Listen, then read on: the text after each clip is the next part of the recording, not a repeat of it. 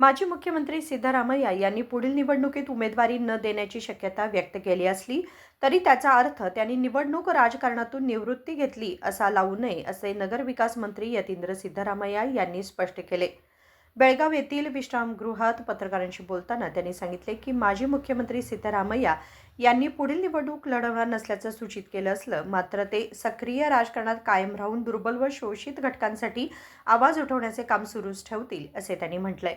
ಇವತ್ತು ಪ್ರವಾಸ ಮಾಡ್ತಾ ಇದ್ದೀವಿ, ಏನೇನು ರಿವ್ಯೂ ಆಗುತ್ತೆ?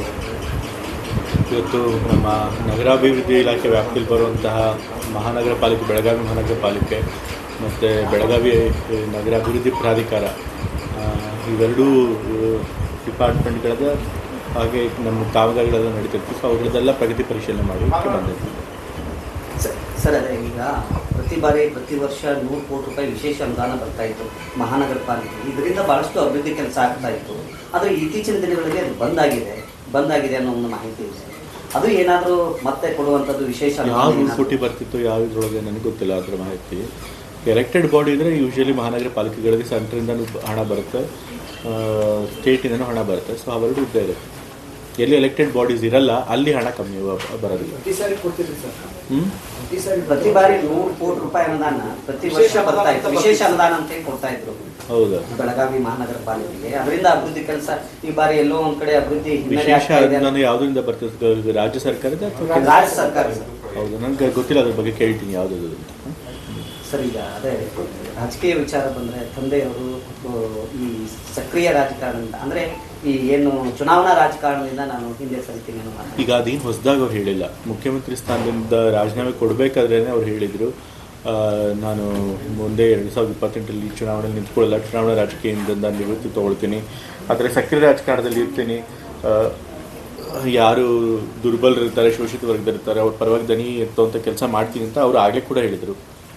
ಅವರಿಗೆ ಮತ್ತೆ ಅದನ್ನೇ ಇನ್ನೊಂದ್ಸರಿ ಹೇಳಿದ್ದಾರೆ ಅಷ್ಟೇ. ಇಲ್ಲ, ಮಾಸ್ ಲೀಡರು ಜೊತೆಗೆ ಮುಂದಿನ ಚುನಾವಣೆಯಲ್ಲಿ ಅವರು ಸಕ್ರಿಯವಾಗಿ ಪಾಲ್ಗೊಂಡ್ರೆ ಮಾತ್ರ ಕಾಂಗ್ರೆಸ್ಗೆ ಒಂದು ಒಳ್ಳೆಯ ಅವಕಾಶ ಇದೆ ಅನ್ನೋ ಮಾತಿದೆ ರಾಜ್ಯ ರಾಜಕಾರಣದಲ್ಲಿ. ಕಾಂಗ್ರೆಸ್ ಪಕ್ಷದ ಖಂಡಿತ ಪ್ರಚಾರ ಮಾಡ್ತಾರೆ, ಆದರೆ ಅದಕ್ಕೆ ಚುನಾವಣೆ ನಿಂತ್ಕೊಳ್ಳೇಬೇಕು ಅಂತೇನಿಲ್ಲ. ರಾಜ್ಯಾದ್ಯಂತ ಖಂಡಿತ ಅವ್ರು ಪ್ರಚಾರ ಮಾಡ್ತಾರೆ ಕಾಂಗ್ರೆಸ್ ಪಕ್ಷದ ಪರವಾಗಿ ಮುಂದಿನ ಚುನಾವಣೆಯಲ್ಲಿ.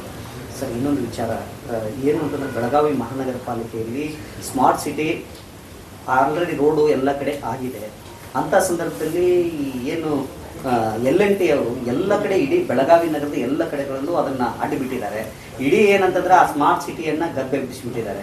ಅದಕ್ಕೆ ಸಂಬಂಧಪಟ್ಟಂತೆ ಇವತ್ತು ಅದನ್ನ ಏನಾದರೂ ಚರ್ಚೆ ಮಾಡ್ತೀರಾ ಹೇಗೆ? ಈಗ L&T ಅವರು ಬೆಳಗಾವಿ ಮಹಾನಗರ ಪಾಲಿಕೆಯಲ್ಲಿ 24/7 ವಾಟರ್ ಸಪ್ಲೈ ಕೊಡುವಂಥ ಕೆಲಸನ ಕೈಗೆತ್ತಿಕೊಂಡಿದ್ದಾರೆ, ಕಾಮಗಾರಿನ. ಅದರ ಭಾಗವಾಗಿ ಅವರು ಅಲ್ಲಿ ಖಂಡಿತ ರಸ್ತೆಗಳನ್ನು ತೋಡಿರ್ತಾರೆ. ಬಟ್ ಆದರೆ ಆ ಬಜೆಟ್ನಲ್ಲೇ ಎಲ್ಲಿ ಅವರು ರಸ್ತೆ ಆಗಿದ್ದಾರೆ ಆ ರಸ್ತೆನ ರಿಸ್ಟೋರ್ ಮಾಡೋದಕ್ಕೂ ಕೂಡ ಆ ಒಂದು ಕಾಮಗಾರಿಯ ಹಣದಲ್ಲೇ ಸೇರಿಸಿದ್ದೀವಿ. ಸೊ ಹಾಗಾಗಿ ಅವ್ರು ರಸ್ತೆ ಆಗ್ತಿದ್ರು ಕೂಡ ಮತ್ತೆ ಅವರು ರಿಸ್ಟೋರ್ ಮಾಡಿಕೊಡ್ಲೇಬೇಕು.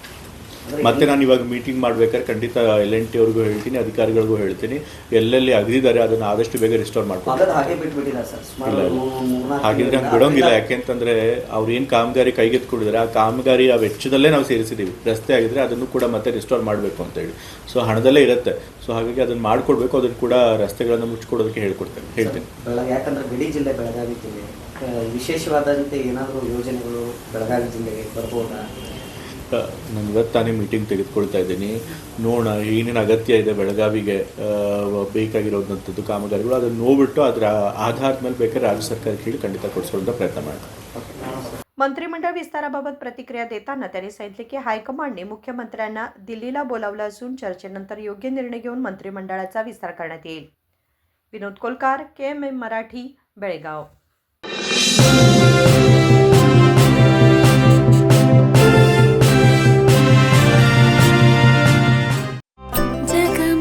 ಜಗಮಗ ಹೊಳೆಯುವ ಕಣ್ಣುಗಳು, ಹೃದಯದಿ ಹರುಷದ ಅಲೆಗಳು. ಬಂದಿದೆ ಶುಭಗಳಿಗೆ ಪ್ರೀತಿಯ ಗಳಿಗೆ, ರೇಷ್ಮೆಯಲ್ಲಿ ಸುತ್ತಿದ ಸ್ವರ್ಣಗಳಿಗೆ. BS Channabasappa and Sons, The Textile Mall, Tilakvadi, Belagavi.